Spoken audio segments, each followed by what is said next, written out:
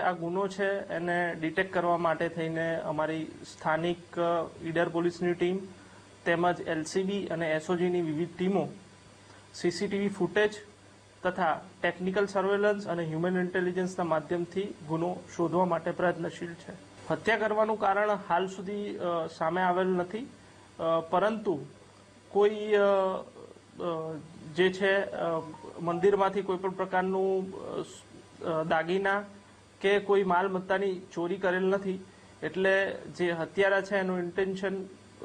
લૂંટ કે ચોરીનો નથી અને કોઈ અદાવતના કારણે